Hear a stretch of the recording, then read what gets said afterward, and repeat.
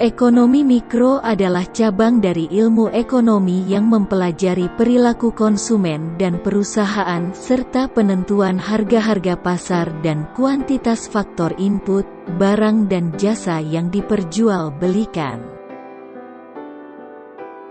Aspek ekonomi mikro yaitu perilaku konsumen, perilaku produsen, penawaran, permintaan, laba, rugi, harga barang.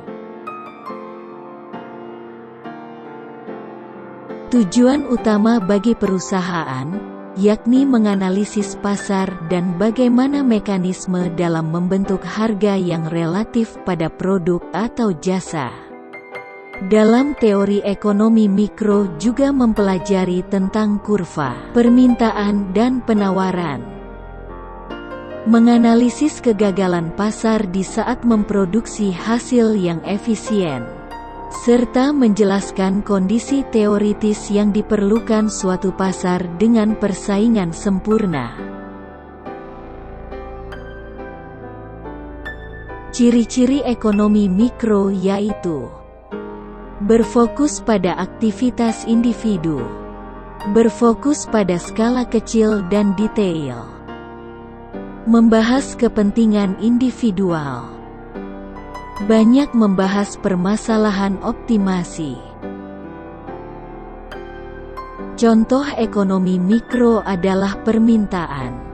Permintaan adalah sejumlah barang yang dibeli atau diminta pada suatu harga dan waktu tertentu. Saat ada permintaan, terutama ketika harga barang atau jasa semakin tinggi, maka akan semakin turun jumlah permintaan itu pada barang atau jasa. Menurut Sadono Sukirno, pengertian ekonomi mikro adalah cabang dari ilmu ekonomi yang mempelajari perilaku konsumen dan perusahaan serta penentuan harga-harga pasar dan kuantitas faktor input, barang, dan jasa yang diperjualbelikan. Manfaat mempelajari ekonomi mikro adalah dengan mempelajari ekonomi mikro kita dapat melakukan penghematan, efisiensi, dalam penggunaan sumber daya yang serba terbatas.